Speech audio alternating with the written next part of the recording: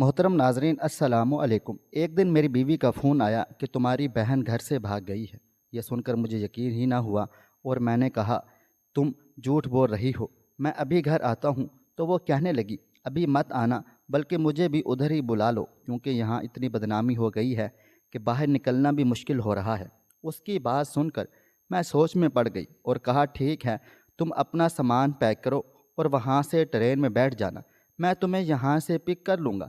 لیکن جب کچھ عرصے کے بعد مجھے کوئی سامان کی ضرورت تھی جو کہ ہمارے گجرانوالہ گھر میں تھا، تو میں بنا بتائے گجرانوالہ چلا گیا تھا۔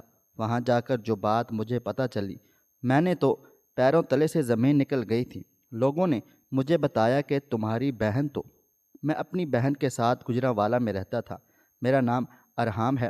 ہمارے ماں باپ کا انتقال اس وقت ہوا جب میں اور میری بہن دونوں بہت چھوٹے تھے۔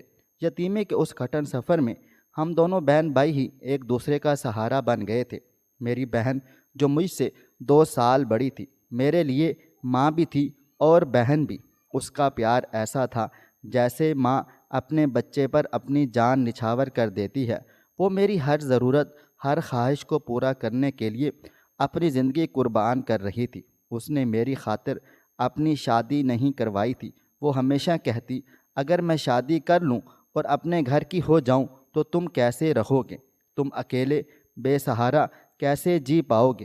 یہ کہتے ہوئے اس کی آنکھوں میں ایسا درد جھلکتا تھا کہ میرا دل دہل جاتا۔ میں کئی بار اسے سمجھاتا آپی اپنی زندگی کے بارے میں بھی سوچو، شادی کر لو، تم نے کب تک اپنے آپ کو میری خاطر قربان کرنا ہے۔ لیکن وہ مسکرا کر میری بات کو نظر انداز کر دیتی اور کہتی نہیں ارحام، میں نے تمہیں پڑھانا ہے، تمہیں بڑا افسر بنانا ہے، تمہیں اپنی منزل پر پہنچنا ہے، پھر جب تم کامیاب ہو جاؤ گے تو میں تمہاری کمائی پر عیش کروں گی۔ اس کے یہ الفاظ سن کر میں کبھی ہنس پڑتا اور مذاق میں کہتا آپی اگر میری بیوی نے کہا کہ میں نے تمہاری بہن کے ساتھ نہیں رہنا تو وہ فوراً مذاق میں جواب دیتی تو میں اسے جوتے مار کر گھر سے باہر نکال دوں گی۔ ہم بہن بھائی ان باتوں پر خوب ہنسی مذاق کیا کرتے تھے۔ میری آپی میرے لیے دن رات محنت کرتی تھیں۔ انہوں نے میری پڑھائی کی خاطر اپنی زندگی کی ہر خوشی، ہر خواہش قربان کر ڈالی تھی۔ وہ چاہتی تھی میں پڑھ لکھ کر ایک بڑا آدمی بنوں اور اپنی زندگی سکون اور عزت سے گزار سکوں۔ اسی خواب کو حقیقت بنانے کے لیے وہ اپنے وجود کی پرواہ کیے بغیر دن رات کام کرتی رہتی۔ ان کے ہاتھوں میں مہندی کا رنگ نہیں بلکہ محنت کی لکیریں دکھائی دیتی تھی۔ انہوں نے خود کبھی اچھا لباس نہیں پہنا تھا، ہمیشہ پرانے کپڑوں میں گزارا کر لیتی، لیکن میرے لیے وہ دنیا کی بہترین چیز لانے کی کوشش کرتی تھی۔ میری ضروریات کو پورا کرنا ان کا سب سے بڑا مقصد بن چکا تھا۔ وہ میرے لیے ماں بھی تھی جو میری ہر خواہش پر اپنی محبت نچھاور کیا کرتی تھیں، اور باپ بھی جو میرے مستقبل کے لیے اپنی ذات کو بھلا چکا تھا۔ ان کے چہرے کی تھکی ہوئی مسکراہٹ مجھے مزید محنت کرنے کا حوصلہ دیتی تھی۔ میری آپی نے مجھے ماں باپ کی کمی کبھی بھی محسوس نہیں ہونے دی۔ وہ میری زندگی کا وہ سہارا تھیں جو طوفانوں میں بھی کبھی نہ ڈگمگایا، اور میں بھی ان سے بے حد محبت کرتا تھا۔ ان کی قربانیاں میرے لیے ایک چراغ کی مانند تھیں جو اندھیری راتوں میں مجھے راستہ دکھاتی رہیں۔ رات کے اندھیرے میں جب وہ میرے لیے کپڑے سی رہی ہوتی یا میرے اخراجات پورے کرنے کے لیے اپنی خواہشات کو دفن کر رہی ہوتی تو میں چھپ کر اسے دیکھتا اور میری آنکھیں نم ہو جاتی تھی۔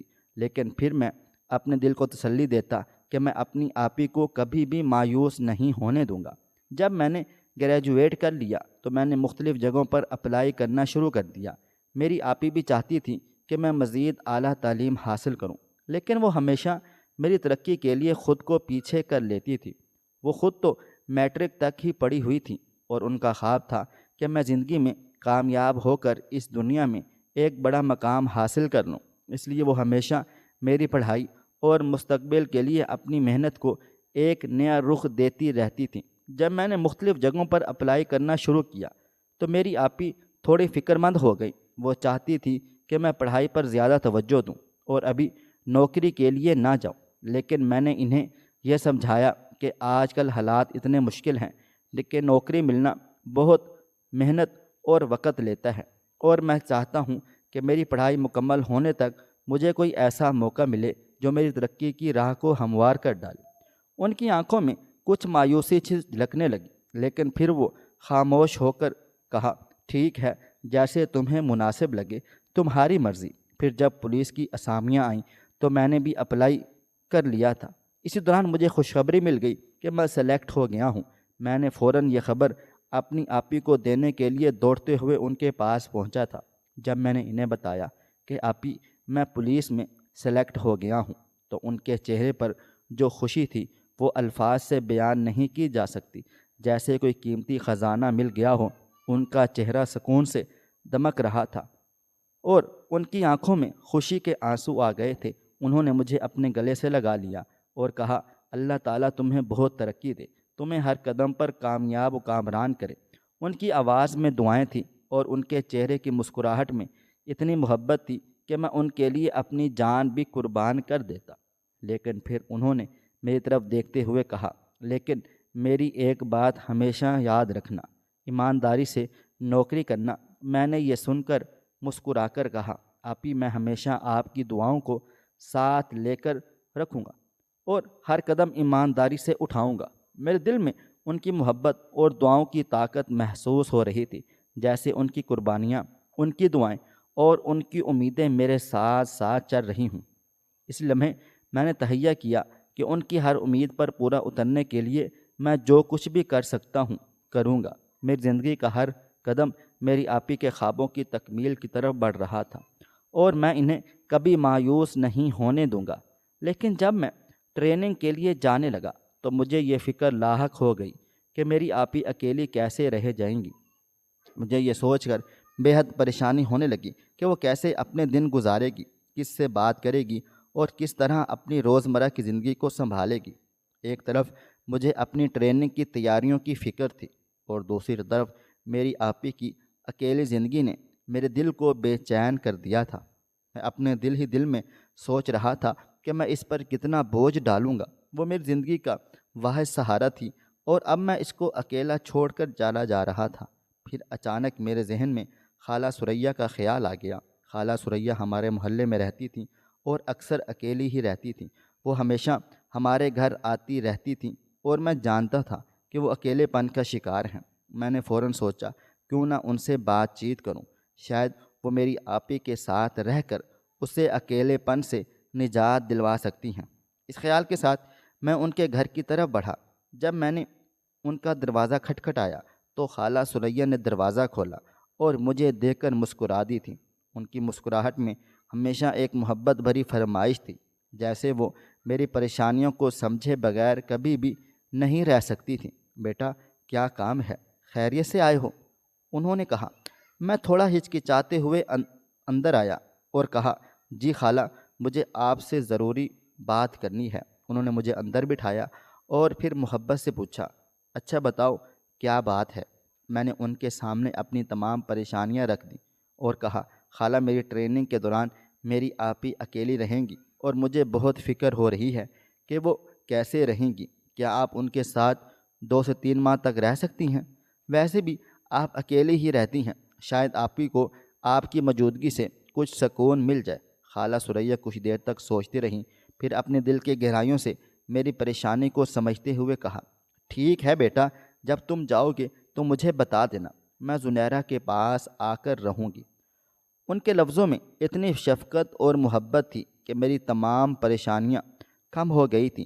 میرے دل کو سکون مل گیا تھا اور میں نے کہا، شکریہ خالہ، آپ کا بہت شکریہ۔ خالہ کی یہ باتیں میرے دل کو سکون دے گئیں اور مجھے یہ احساس ہوا کہ دنیا میں کچھ رشتے ایسے ہوتے ہیں جو صرف احساس کی بنیاد پہ قائم ہوتے ہیں اور کبھی نہیں ٹوٹتے، چاہے حالات جیسے بھی ہوں۔ خالہ ثریا کی موجودگی میں میری آپی کو اکیلا نہیں ہونا تھا اور میری پریشانی کا حل بھی مل چکا تھا۔ دل میں ان کی محبت کے لیے بے حد شکر گزار تھا اور یہ سوچ کر مجھے سکون آ گیا کہ میری آپی اکیلی نہیں رہے گی، اور کہا، چلے ٹھیک ہے، میں لینے آ جاؤں گا۔ اتنا کہہ کر میں اپنے گھر واپس آ گیا اور دل میں اتنی پریشانی نہیں تھی کیونکہ اب میری آپی اکیلی نہیں رہنے والی تھی۔ خالہ ثریا کے ساتھ اس کا وقت گزرتا اور مجھے سکون تھا کہ وہ اکیلی نہیں ہوں گی۔ 2-4 دن میں میری ٹریننگ شروع ہونے والی تھی اور میں دل ہی دل میں تیار ہو رہا تھا کہ اب مجھے کچھ وقت کے لیے الگ رہنا پڑے گا۔ آخر کار وہ دن آ ہی گیا جب میری ٹریننگ شروع ہو گئی۔ صبح صبح جب میں آپی سے ملنے گیا تو خالہ ثریا کو بھی ساتھ لے آیا۔ آپی نے خالہ کو دیکھ کر فوراً سلام کیا۔ تم نے خالہ کو کیوں تکلیف دی؟ ان کی آواز میں تشویش تھی۔ میں نے مسکراتے ہوئے کہا، آپی آپ ادھر اکیلی ہوں گی تو اس طرح اگر میں پریشان رہوں گا تو یہ کام پر دھیان نہیں دے پاؤں گا۔ خالہ بھی اکیلی ہی ہوتی ہیں اور انہیں آپ کے ساتھ رہنے میں کوئی مسئلہ بھی نہیں ہوگا۔ یہ سن کر آپ ہی خاموش ہو گئی ہوں، جیسے میرے دل کی بات کو سمجھ گئی ہوں۔ پھر تھوڑی دیر بعد کہا، ٹھیک ہے، تم دھیان سے جانا اور دل لگا کر کام کاج کرنا۔ ان کے لہجے میں ہمیشہ کی طرح ایک نرمی اور محبت تھی، جیسے وہ میری خوشی کے لیے ہر بات پر آمادہ ہو گئی تھیں۔ میں نے ان سے رخصت لی اور اپنی ٹریننگ کے لیے روانہ ہو گیا تھا۔ ٹریننگ کے دوران روز شام کو میں اپنی آپی سے فون پر بات کیا کرتا۔ ان کی خیر خیریت جان کر میرے دلوں کو سکون مل جاتا۔ میں جانتا تھا کہ وہ بھی میرے لیے پریشان ہوں گی، اور جب میرا فون سنتی تھی تو ان کی آواز میں ایک عجیب سا سکون اور اطمینان آ جاتا تھا۔ وہ کبھی نہیں کہتی تھیں کہ انہیں میری فکر ہے، مگر ان کے لہجے کی نمی اور دعاؤں کے جملے سب کچھ کہہ جاتے تھے۔ ان لمحوں میں مجھے ایسا لگتا تھا جیسے میں ان سے دور نہیں بلکہ ان کے بہت زیادہ قریب ہوں۔ 3 ماہ یوں ہی گزر گئے تھے۔ جس دن میں ٹریننگ مکمل کر کے واپس آیا وہ دن میرے لیے بے حد خاص تھا۔ میں اپنے کندھے پر بیگ لٹکائے اپنے خوابوں اور ذمہ داریوں کے ساتھ گھر میں داخل ہوا۔ مجھے دیکھتے ہی آپی کی آنکھوں میں آنسو جھلکنے لگے اور خالہ ثریا کی مسکراہٹ میں بھی ایک چھپا ہوا فخر اور دعاؤں کا سایہ نظر آ گیا تھا۔ آپی تو جیسے بے چین ہو کر اٹھی اور جلدی سے آگے بڑھیں، میری نظر اتاری اور دعائیں پڑھتے ہوئے میرے ماتھے پر بوسہ دیا۔ ان کے ہاتھوں کی لرزش نے مجھے ان کی بے پناہ محبت کا احساس دلا دیا تھا۔ مجھے اندر لے جا کر بٹھایا گیا۔ آپی میرے سامنے بیٹھ گئی تھی اور کتنی ہی دیر تک خاموشی سے مجھے دیکھتی رہیں۔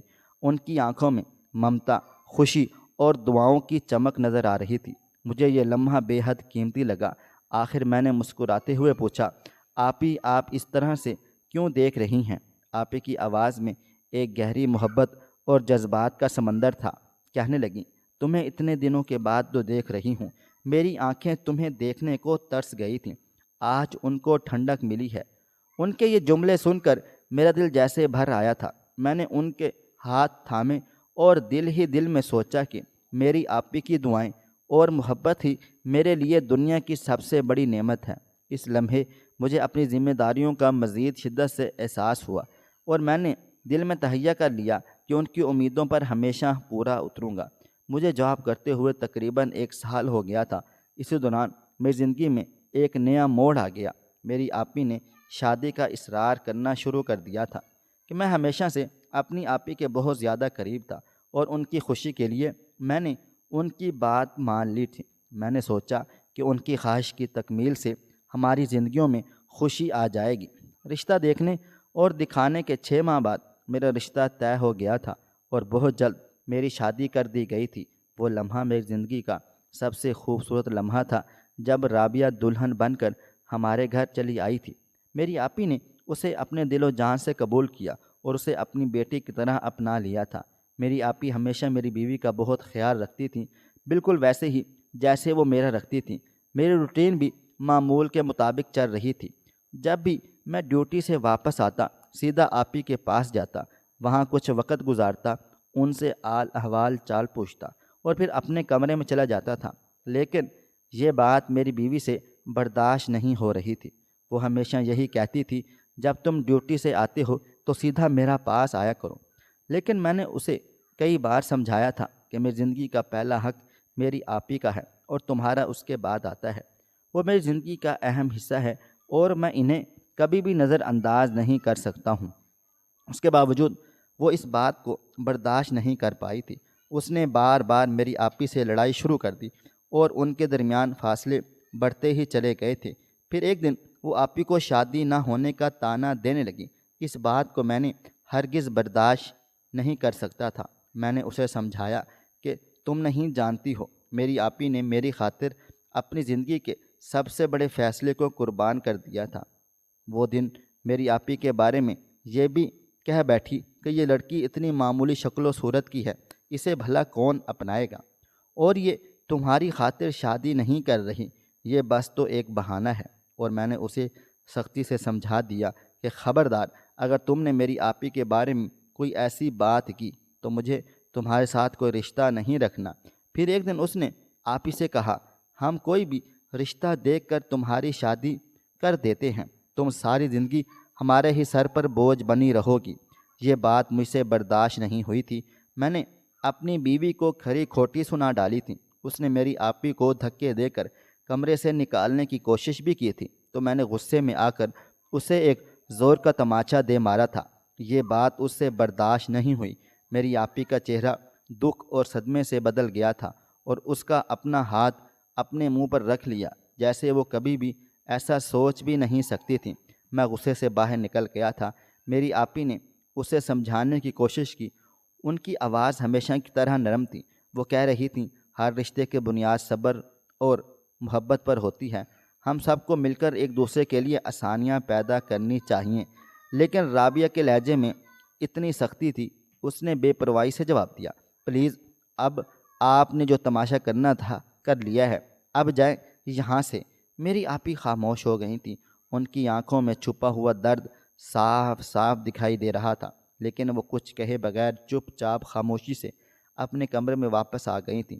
میں یوں ہی بے مطلب سڑکوں پر گھومتا پھرتا رہا، اپنے اندر اٹھنے والے طوفان کو دبانے کی کوشش کر رہا تھا، لیکن جتنا میں دبانے کی کوشش کرتا، اتنا ہی وہ طوفان میرے دل کو بے چین بے قرار کر دیتا تھا۔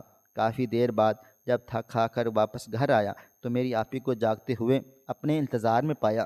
وہ ہمیشہ میرے لیے جاگتی تھی، لیکن آج ان کی آنکھوں میں وہ چمک نہیں تھی۔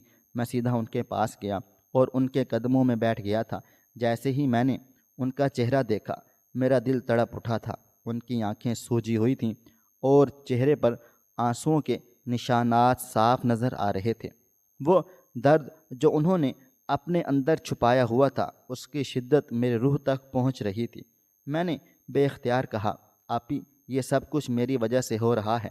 میں نے ہمیشہ آپ کو اپنے لیے قربانیاں دیتے ہوئے دیکھا ہے، اور آج بھی آپ بھی تکلیف اٹھا رہی ہیں۔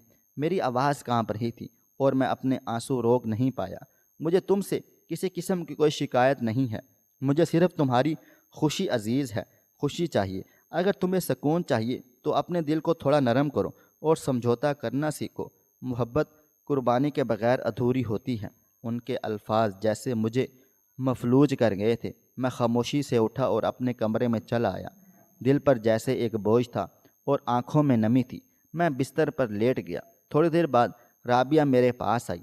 اس کے چہرے پر شرمندگی کے آثار تھے اور آواز میں نرمی تھی۔ اس نے جھجکتے ہوئے کہا، مجھے معاف کر دیں، مجھے یہ سب نہیں کہنا چاہیے تھا، میں آئندہ سے خیال رکھوں گی۔ میں نے اس کی طرف غور سے دیکھا۔ میرے دل میں ایک طوفان اٹھ رہا تھا۔ اس کی باتیں سن کر ایک لمحے کے لیے لگا شاید وہ واقعی ہی میں شرمندہ ہے، لیکن میری آپی کے آنسو میرے ذہن سے محو نہیں ہو رہے تھے۔ میں نے ایک گہری سانس لی اور کہا، معافی مجھ سے نہیں، آپی سے مانگو۔ تم نے میرا نہیں، میری ماں جیسی بہن کا دل دکھا دیا ہے۔ تمہیں اندازہ بھی ہے تمہارے الفاظ نے ان پر کیا کیا اثر کیا ہوگا۔ رابعہ میری بات پر پہلے تو خاموش ہو گئی۔ اس کے چہرے پر کئی جذبات ابھرے، غصہ اور شاید ایک لمحے کے لیے پشیمانی بھی۔ وہ آہستہ سے بولی، ٹھیک ہے، اگر آپ ایسا چاہتے ہیں تو میں ایسا ہی کر لوں گی۔ لیکن اس کے لہجے میں وہ شرمندگی نہیں تھی جو مجھے چاہیے تھی۔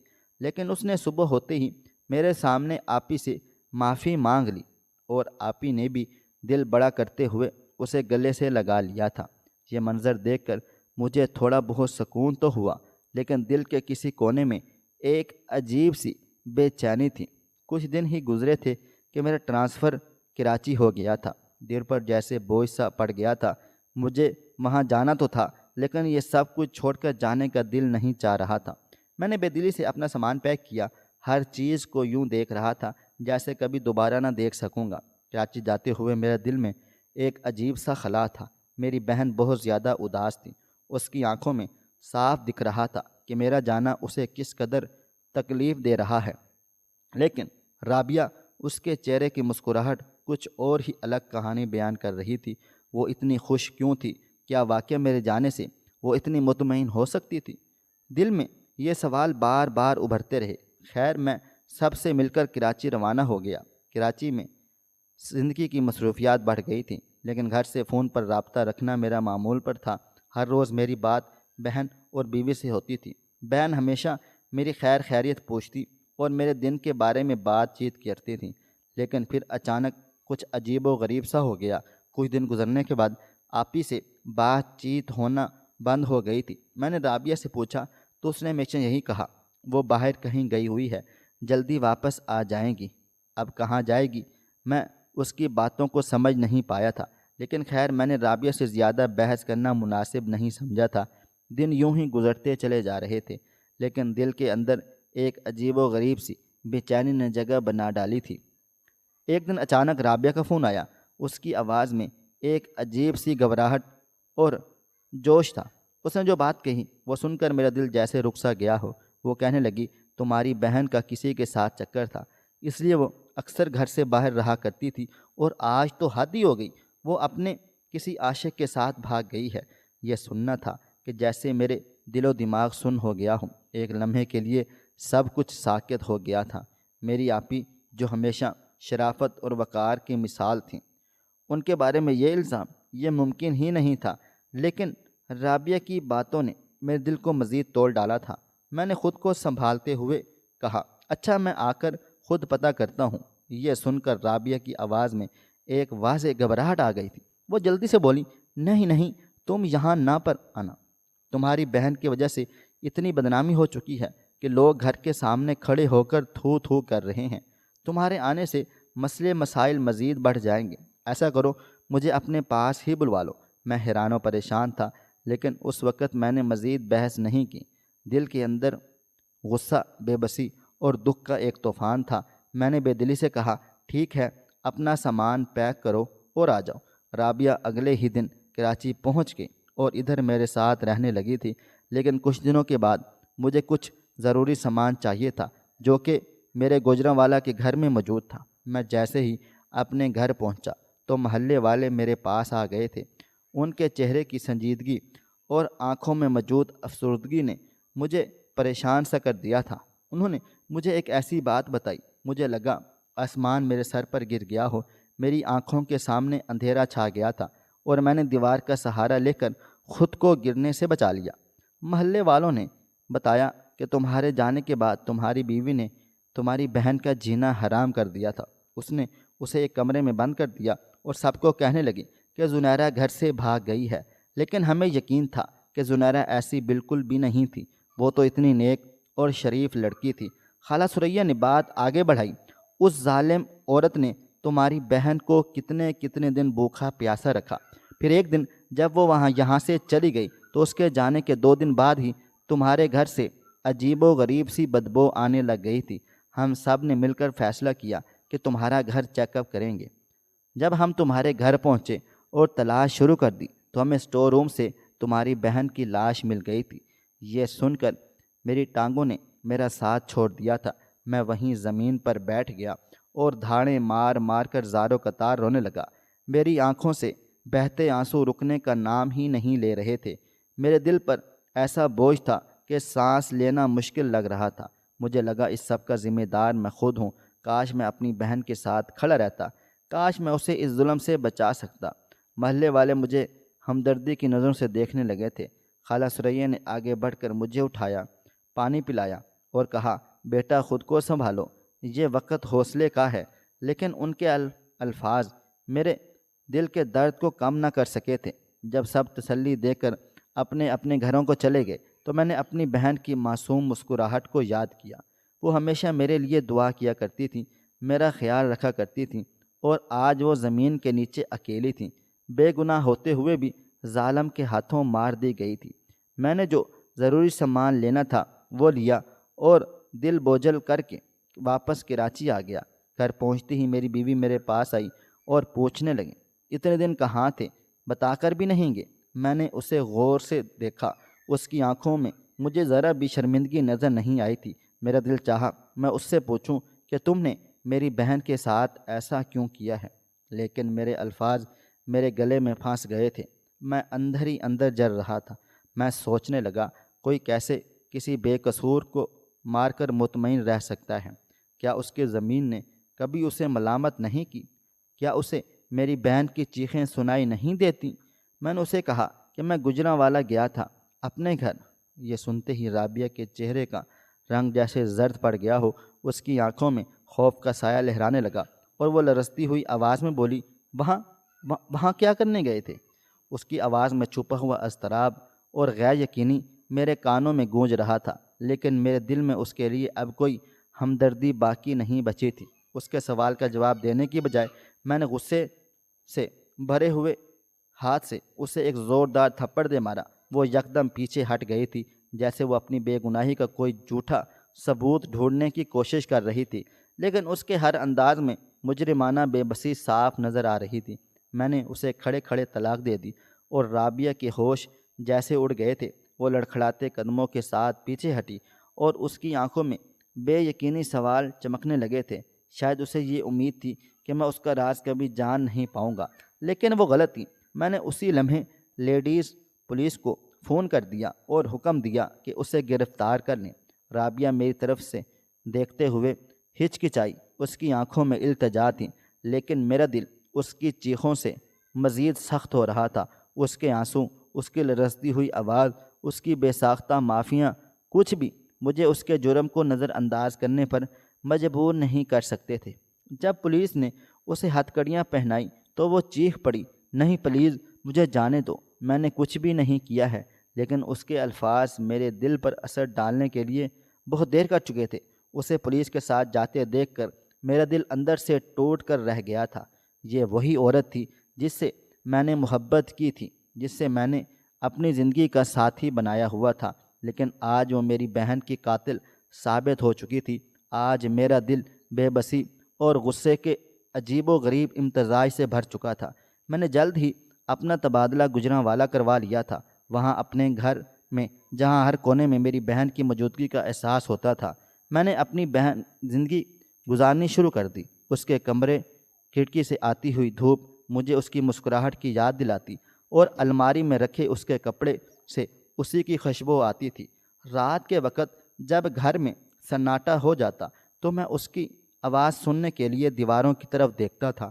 اس کے کہے، اس کی باتیں، اس کی معصوم خواہشیں، سب یادوں کی صورت میں میرے دل و دماغ میں چھپی ہوئی تھیں۔ میں دن رات یہ سوچتا تھا کہ اگر رابعہ نے یہ سب کچھ نہ کیا ہوتا تو آج میری بہن میرے ساتھ ہوتی۔ میں اس کی ہنسی کو محسوس کرتا، اس کے خوابوں کو پورا ہوتے ہوئے دیکھتا، لیکن اب میری زندگی میں صرف پچھتاوا اور تنہائی باقی رہ گئی تھی۔ میری بہن کے بغیر میرا ہر دن ایک بوجھ بن چکا تھا۔ میں تو ایسی ہی زندگی گزارنا چاہتا تھا، تنہا، اپنی بہن کی یادوں کے سہارے، لیکن خالہ ثریا نے میری زندگی کو ایک اور رخ دینے کا فیصلہ کر لیا۔ ایک دن وہ میرے پاس آئیں اور باتوں باتوں میں کہنے لگیں، ایک بے سہارا لڑکی ہے جس کا آگے پیچھے کوئی بھی نہیں ہے، بھابھیوں کی ٹھوکریں کھا رہی ہے، بیچاری کے پاس نہ عزت ہے نہ ہی کوئی آسرا ہے۔ یہ سنتے ہی میرا دل جیسے ایک گہری چوٹ کھا گیا ہو۔ میری آنکھوں کے سامنے اپنی بہن کا معصوم چہرہ گھومنے لگا۔